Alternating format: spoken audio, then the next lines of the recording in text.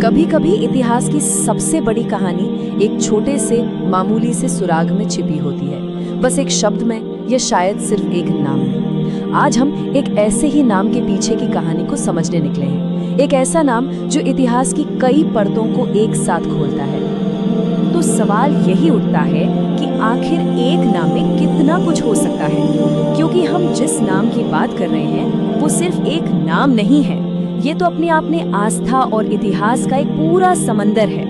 तो ये पूरी पड़ताल, ये पूरी खोज शुरू कहाँ से होती है? एक बहुत ही छोटे और कह सकते हैं कि एक रहस्यमयी से नोट से। एक ऐसा नोट जो या तो एक बहुत बड़ी खोज का दरवाजा खोल सकता है या फिर इसका कोई मतलब ही नहीं है। बस इतना ही लिखा है, फातिमा नया स्रोत। अब इसका क्या मतलब निकालें? ये स्रोत क्या है? ये किस फातिमा के बारे में बात हो रही है? यही वो पहेली है जिसे आज हम साथ मिलकर सुलझाने की कोशिश करेंगे। तो चलिए शुरू करते हैं, इस पहेली की परतों को एक एक करके खोलते हैं। देखिए, फातिमा कोई आम नाम नहीं है। ये नाम दुनिया के दो बहुत बड़े धर्मों की बेहद अहम हस्तियों से जुड़ा हुआ है। तो आप समझ सकते हैं कि अगर फातिमा के बारे में कोई नया स्रोत सामने आता है तो ये वाकई कितनी बड़ी बात हो सकती है। तो सवाल ये है कि ये जो स्रोत है, इसका विषय आखिर है कौन? जब हम इस नाम की पड़ताल करते हैं तो हमारे सामने दो बड़े नाम आते हैं, दो दावेदार कह सकते हैं। तो चलिए एक एक करके दोनों को जानते हैं। हमारी पहली कड़ी हमें ले जाती है 7वीं सदी के अरब में, इस्लाम के बिल्कुल शुरुआती दिनों में। ये है फातिमा अल-ज़हरा, इस्लाम के पैगंबर मोहम्मद की सबसे छोटी बेटी। उनकी जिंदगी त्याग, हिम्मत और भक्ति की मिसाल मानी जाती है।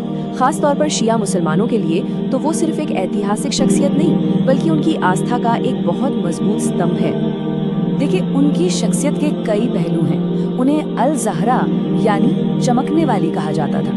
वो पवित्रता और धैर्य का प्रतीक थी, लेकिन इससे भी बढ़कर शिया परंपरा में इमामों की जो पूरी वंशावली है वो उन्हीं से शुरू होती है। तो जरा सोचिए, अगर उनके बारे में कोई नया ऐतिहासिक स्रोत मिलता है तो वो इस्लाम के शुरुआती इतिहास की हमारी समझ को कितना बदल सकता है। अब कहानी में एक बड़ा मोड़ आता है। हम 7वीं सदी से सीधे छलांग लगाते हैं 20वीं सदी में, और जगह है पुर्तगाल। यहाँ हमारी दूसरी फातिमा कोई इंसान नहीं बल्कि एक घटना से जुड़ी उपाधि है, आर लेडी ऑफ फातिमा। हुआ ये कि 1917 में पुर्तगाल के एक छोटे से शहर फातिमा में 3 बच्चों ने दावा किया कि उन्हें वर्जिन मैरी के दर्शन हुए हैं, और इस एक घटना ने पूरी कैथोलिक दुनिया में हलचल मचा दी। और ये कोई मामूली दावा नहीं था। सोचिए, पहला विश्व युद्ध चल रहा है और उस बीच शांति और प्रार्थना के संदेश दिए जा रहे थे।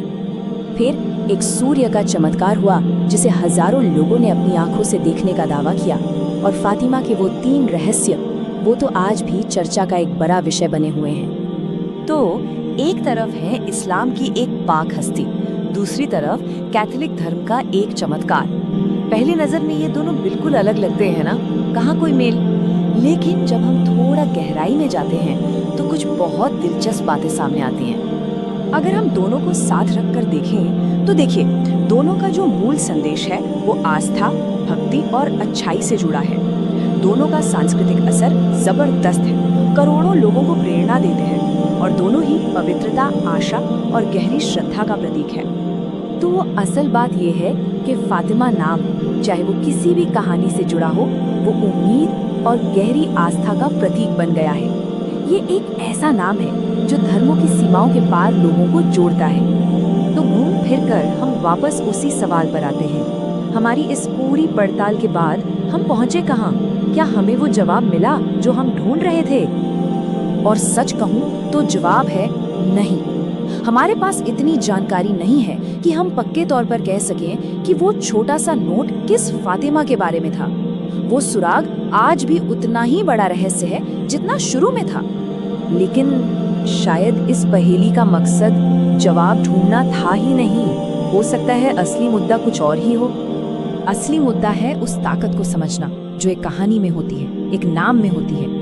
ये समझना कि कैसे एक कहानी पीढ़ियों को, संस्कृतियों को और यहाँ तक कि धर्मों को भी प्रभावित कर सकती है। चाहे वो फातिमा अल-ज़हरा की कहानी हो या आवर लेडी ऑफ फातिमा की, दोनों ने दुनिया को एक दिशा दी है। तो आखिर में ये विश्लेषण हमें एक बहुत बड़े सवाल पर लाकर छोड़ देता है। सोचिए, अगर कोई नया स्रोत आकर इन महान कहानियों में से किसी एक को थोड़ा सा भी बदल दे, तो हमारे विश्वासों पर, हमारी दुनिया पर इसका क्या असर होगा? ये एक ऐसा सवाल है जिसका जवाब शायद इतिहास की किताबों में नहीं, बल्कि हम सबके अंदर ही कहीं छिपा है।